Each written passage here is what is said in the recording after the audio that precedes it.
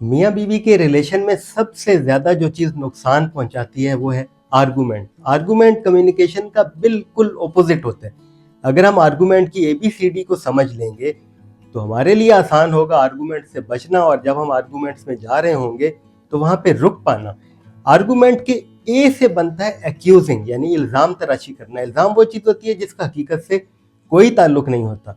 इसका जो बी है वो होता है ब्लेमिंग, ब्रूजिंग, बुलिंग। ब्लेमिंग यानी वही झूठी बात, झूठा इल्जाम। ब्रूजिंग यानी नुकसान पहुंचाना, चोट लगाना, खराश जैसे किसी को डाल देना। और बुलिंग ऊंची आवाज में चीखना, चिल्लाना, गालियां देना। सी होता है कोरोसिवनेस, जैसे तेजाब होता है वो किसी चीज पर फेंकते हैं वो उसको जला देता है, या जंग लोहे को खा जाता है। इसी तरह हमारा रवैया कोरोसिव हो जाता है, यानी कि जंग आलूदा करने वाला, तेजाब की तरह जला देने वाला। फिर आता है D. D for detachment, destruction, damaging, यानी कि आप उसको अगले को नुकसान पहुंचाना चाह रहे होते हैं, उसको तबाह करना चाह रहे होते हैं। उससे पहले आप खुद डिटैच हो जाते हैं, फिर उसे नुकसान पहुंचाते हैं। ई है फॉर एनिमीशिप और ईगोइस्टिक अप्रोच या इमोशन, कि आपकी जो ईगो है वो आपको टेक ओवर कर लेती है। आप वो असल नहीं होते, बल्कि वो आपका फेक सेल्फ जो ईगो है वो होता है। जो मेन इमोशन उस वक्त चल रहा होता है वो होता है एनिमीशिप का। जी हाँ। उसके बाद एफ आता है फोर्सफुल पुशिंग डाउन या फोर्सफुल विनिंग, कि आप जोर लगा के दूसरे से जीतते हैं जो आपका हक नहीं होता। हक के साथ नहीं आप रहते, बल्कि फोर्सफुली आप एक एक्शन करते हैं। उसके बाद आता है जी। जी फॉर ग्राउलिंग, जैसे हुर्राना होता है, मुंह से थूक निकलता है, गुस्से में जब बात करते हैं अकल साथ नहीं देती, बस जुबान बोले जा रही होती है, दिमाग को कुछ पता नहीं होता, तो आप ग्राउल करते हैं। उसके बाद एच आता है हर्टिंग। हर्टफुल सारा रिएक्शन होता है, दूसरे को नुकसान पहुंचाने वाला, हार्म करने वाला, हेटफुल, नफरत से भरा हुआ। जी हाँ। उसके बाद आता है आई।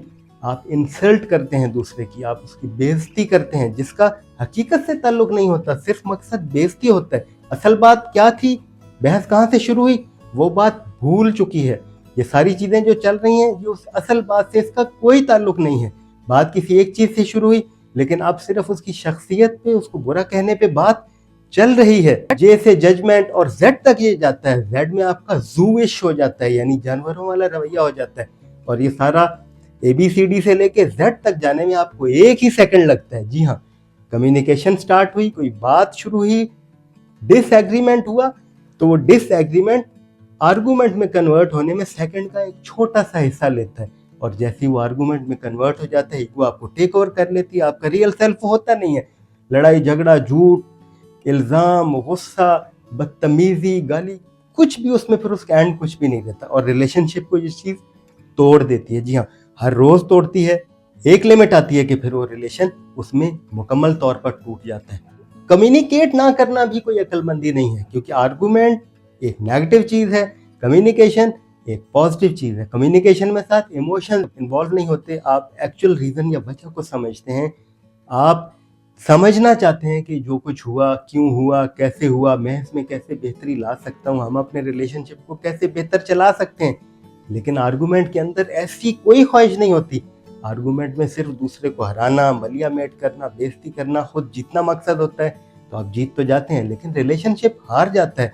और हर रोज इसी तरह अगर रिलेशनशिप को तोड़ते रहें तो रिलेशनशिप फल फूल नहीं पाता। जैसे लॉन के अंदर माली कितनी मेहनत करते हैं फूलों को उगाने के लिए, हर रोज की मेहनत है, ताकि जड़ी बूटियां और झाड़ वो चीजें ना उगें। रोजाना उसकी ख्याल रखना पड़ता है, केयर करनी पड़ती है। इसी तरह रिलेशनशिप को चलाने के लिए भी हर रोज की केयर है, हर घंटे की, हर मिनट की इन्वेस्टमेंट है। जैसे बाग के अंदर मुसलसल मेहनत है तब वो बाग रहता है, वरना वो जंगल हो जाता है।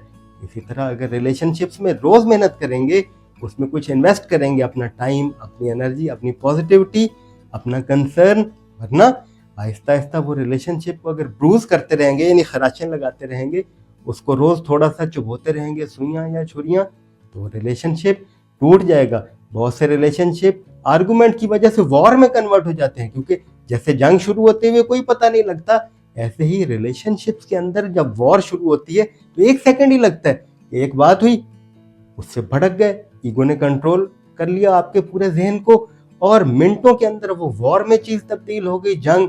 और अगर बिल्कुल भी बात नहीं करते, कम्युनिकेशन ही ब्रेक हो गई, तो एक कोल्ड वॉर की सिचुएशन है, उसके अलग से नुकसान आते हैं, क्योंकि वो फिर फटती है तो वो बहुत बड़ी किस्म की वॉर में कन्वर्ट हो जाती है।